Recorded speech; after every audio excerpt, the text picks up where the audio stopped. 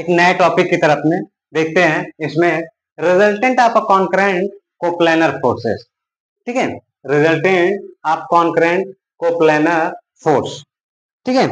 तो सबसे पहले तो हमें यह जान लेना चाहिए कि कॉन्करेंट कोप्लानर फोर्स क्या होता है।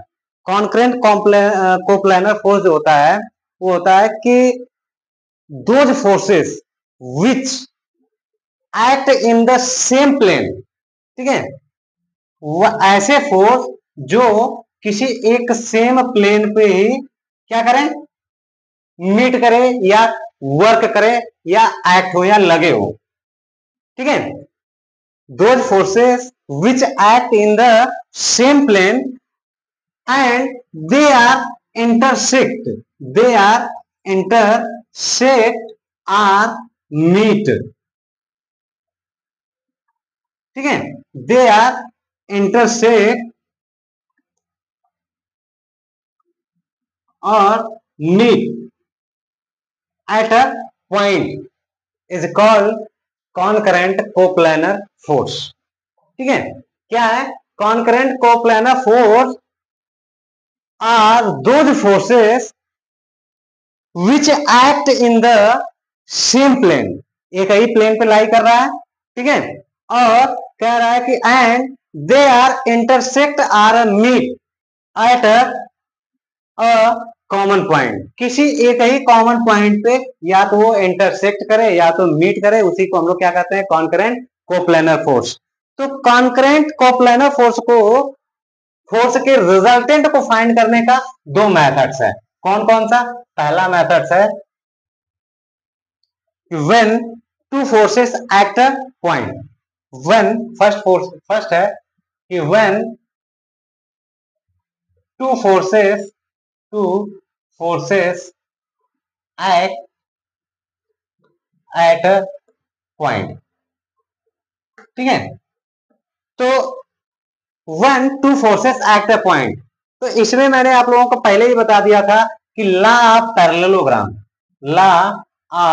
पैरेललोग्राम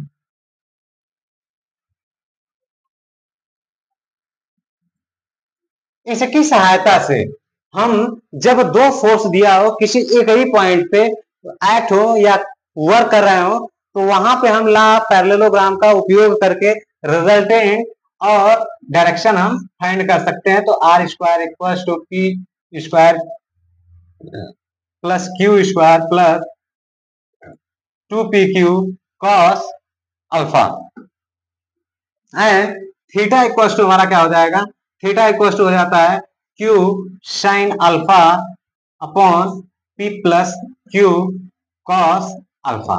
यहां से हम जब दो फोर्सेस केवल दिया हो, ठीक है, जब दो फोर्सेस दिया हो तो यहां पे हम इसका उपयोग करके magnitude of resultant and direction of resultant find कर सकते हैं। बट अब सेकेंड कंडीशन क्या है कि when two or more forces act at a point,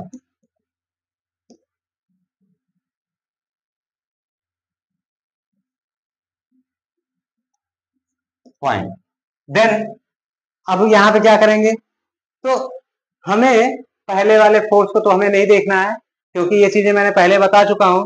अब रही बात when two or more forces at a point, ठीक है, या मीट या इंटरसेक्ट जो भी कहता हो, उसके लिए हम लोग देख लेते हैं। तो उसके लिए हमें करना क्या होगा, इसका जो रिजल्टेंट होता है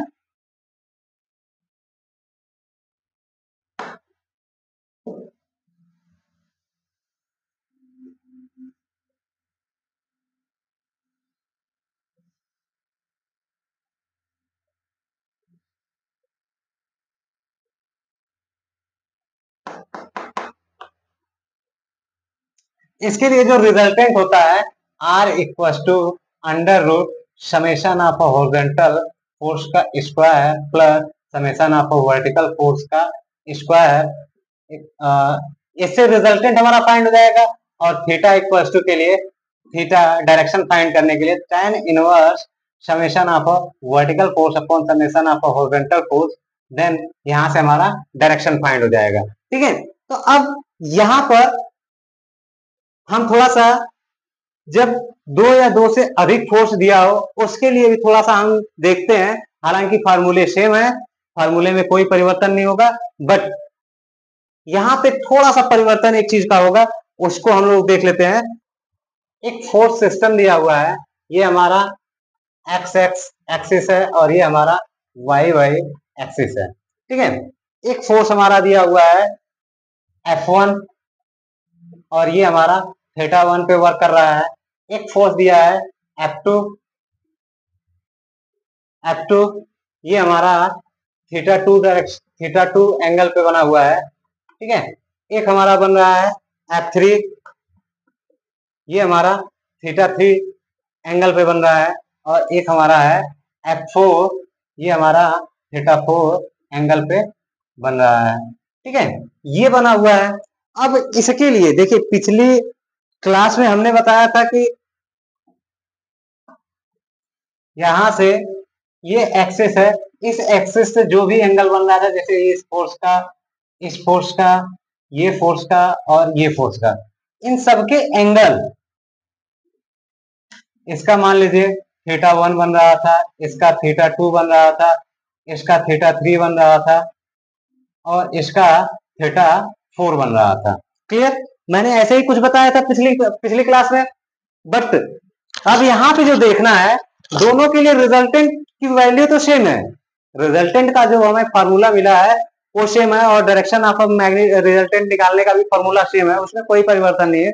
बट यहाँ पे देखने योग्य ये बातें हैं कि हमारे सारे एंगल जो बन रहे थे वो हमारा सिर्फ और सिर्फ यहां से बन रहा था, यानी एक्स एक्सिस से ही बन रहा था। क्लियर, बट यहां पे क्या है कि इस डायरेक्शन से भी बन रहा है और इस एक्सिस से भी बन रहा है, यानी दोनों एक्सिस से बन रहा है। और थीटा 1 यहां से अपवर्ड की डायरेक्शन में जा रहा है, यहाँ पे थीटा 4 डाउनवर्ड की डायरेक्शन में जा रहा है। इसकी वजह से देखिए, थीटा अपवर्ड की डायरेक्शन में जा रहा है और इसकी वजह से डाउनवर्ड की डायरेक्शन में जा रहा है। तो ये जो चीजें हैं, यहाँ पे थोड़ा सा परिवर्तन हो जाएगा। जैसे कहने का मतलब हमारा क्या था कि इसमें अगर मान लीजिए साइन साइन 240 आता है तो ठीक है कि कोई बात नहीं, 240 की वैल्यू क्या होता है, 240 180, 240 की वैल्यू क्या आ जाएगा, माइनस माइनस √3/2 आ जाएगा। ठीक है, तो ये नेगेटिव वैल्यू आ जा रही है। बट जब इस कंडीशन में हम लेकर के आएंगे तो यहाँ पे अगर हम देखें तो ये हमारा क्या है, 180 प्लस थीटा 3 है।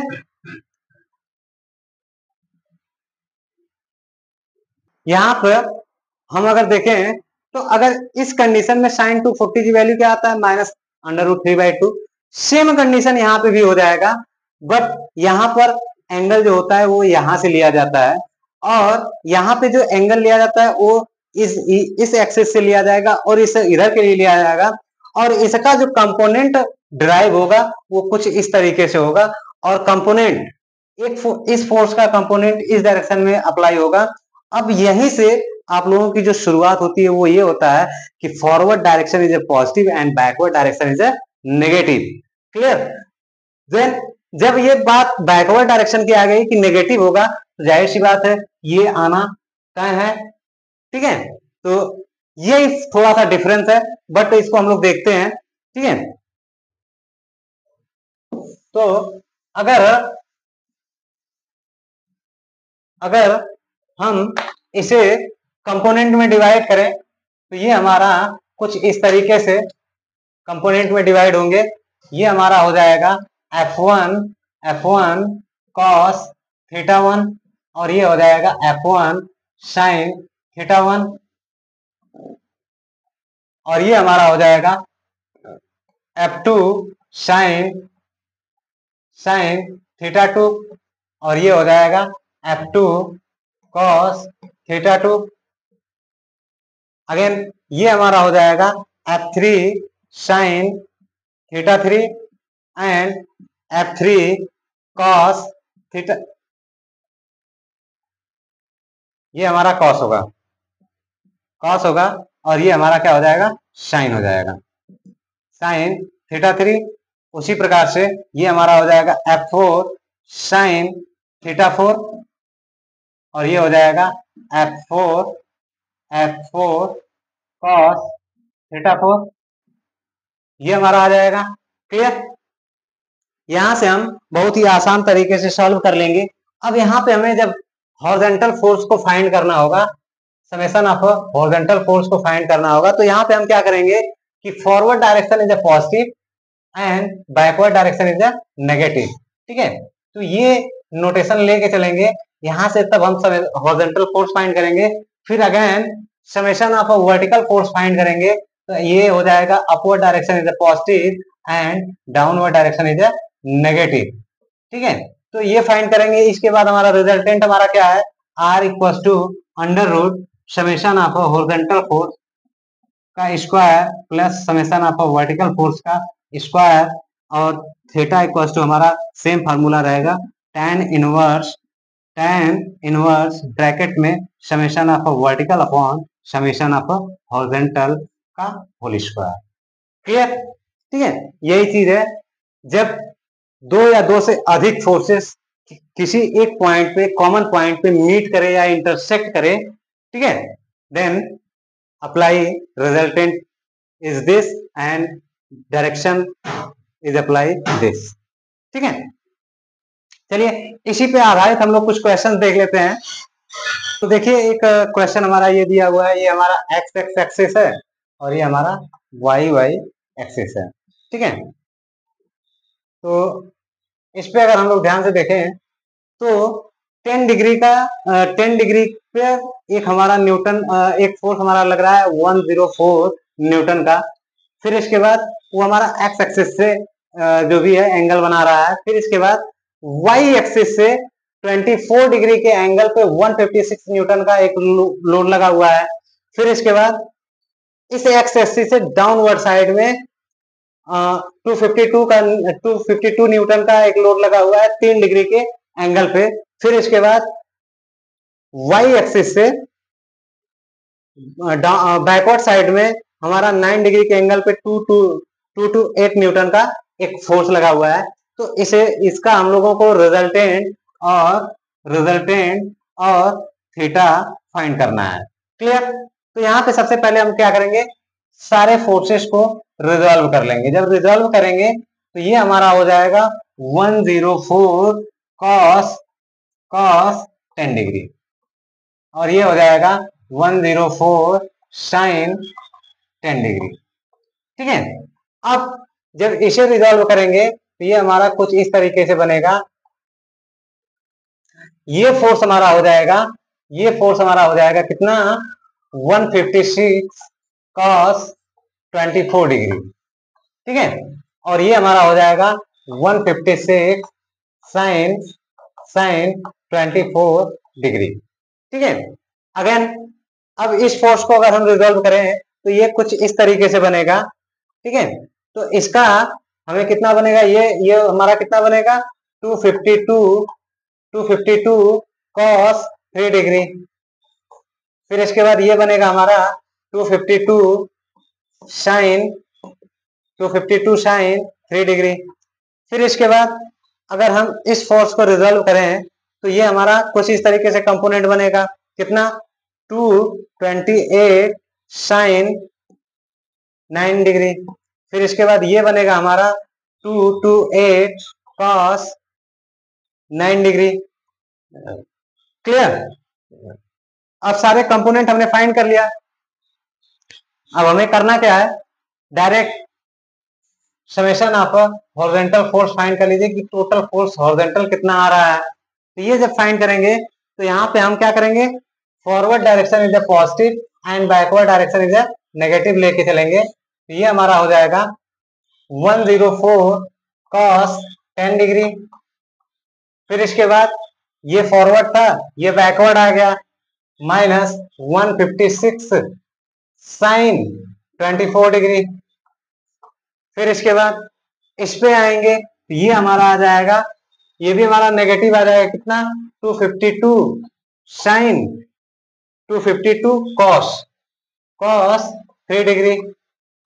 फिर इसके बाद ये भी हमारा बैक में ही जा रहा है, तो ये हमारा क्या आ जाएगा, माइनस 228 साइन 9 डिग्री। ठीक है, अब इसके बाद जब इसको फाइंड करेंगे तो समेशन ऑफ हॉरिजॉन्टल फोर्स कितना आ जाएगा, ये हम लोग देख लेते हैं। तो हमारा टोटल हॉरिजॉन्टल फोर्स जो आएगा माइनस 248 माइनस 248.32 न्यूटन आ जाएगा। ठीक है, ये पूरा सॉल्व करने के बाद हमारा क्या आ जाएगा, टोटल हॉरिजॉन्टल फोर्स कितना आ जाएगा, माइनस 248.32 न्यूटन।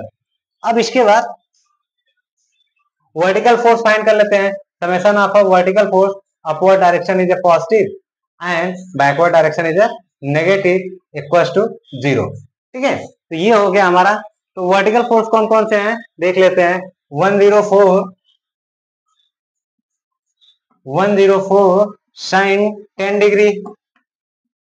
फिर इसके बाद वो भी अपवर्ड जा रहा है, तो कितना हो जाएगा, प्लस 156 कॉस 24 डिग्री।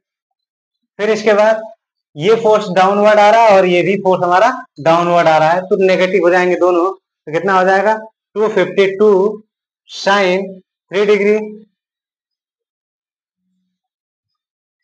फिर इसके बाद नेगेटिव 228 कॉस 9 डिग्री। ठीक है, अब यहां से समेशन ऑफ वर्टिकल फोर्स अगर हम लोग फाइंड करें टोटल, तो टोटल हमारा समेशन ऑफ वर्टिकल फोर्स जो आ जाएगा वो आ जाएगा माइनस 77.82 किलो न्यूटन। क्लियर, ये फोर्स कितना आ गया हमारा, ये आ गया। अब इसके बाद हम क्या करेंगे, रिजल्टेंट फाइंड करेंगे। तो रिजल्टेंट फाइंड करने का फार्मूला हमने बताया था, summation of horizontal force equals to 0 plus summation of vertical force equals to 0। Then दोनों की दोनों वैल्यू हमारा क्या है, नेगेटिव आई है, कोई दिक्कत नहीं है नेगेटिव आने से। ठीक है, माइनस 248.32 का होल स्क्वायर प्लस माइनस 77.82 का होल स्क्वायर। यहां से हमारा रिजल्टेंट आ जाएगा जो कि 260.2 किलो न्यूटन आ जाएगा। ठीक है, ये हमारा आ गया resultant. And again apply tan theta equal to हमारा क्या आ जाएगा, summation of vertical force upon summation of horizontal. Then theta equal to tan inverse brackets में वर्टिकल फोर्स कितना है, माइनस 77.82 अपॉन कितना आ जाएगा, माइनस 248.32। यहां से थीटा इक्वल टू हमारा जो वैल्यू आएगी वो आ जाएगा 17.4 डिग्री। कितना आ जाएगा, 17.4 डिग्री। क्लियर, ये बात समझ में आई। देखिए ज्यादातर इस क्वेश्चन में दिक्कत कहाँ होती है, कंपोनेंट रिजॉल्व करने में। ठीक है, कंपोनेंट रिजॉल्व करने में तो सबसे जो मुख्य बात होती है वो ये होता है कि ये जो थीटा जो बन रहा है वो कहाँ से बन रहा है, इस बात का विशेष ध्यान देना। जैसे अगर थीटा यहाँ से बना है तो इसके जस्ट पैरेलल जो जाएगा वो हमारा कॉस होगा और इसके परपेंडिकुलर जो जाएगा वो हमारा क्या हो जाएगा, साइन। तो अब वही चीज यहाँ पे होता है, बच्चों को ज्यादा कंफ्यूज होता है कि अब इस एक्सिस से जो एंगल बना है, इस एक्सिस से जो एंगल बना है, तो इसके पैरेलल जो जाएगा वो हमारा क्या होगा, कॉस होगा, और इसके परपेंडिकुलर जो जाएगा वो क्या हो जाएगा, साइन हो जाएगा। तो सेम कंडीशन वही चीज यहाँ पे भी, ये हमारा कॉस हो गया, ये हमारा साइन हो जाएगा। अब इसके पैरेलल जो जाएगा वो हमारा क्या होगा, कॉस होगा, कॉस मैंने लिख दिया है। फिर इसके बाद इसके परपेंडिकुलर जो जा रहा है वो हमारा क्या हो जाएगा, साइन हो जाएगा। तो इतना ये चीजें विशेष ध्यान देना है।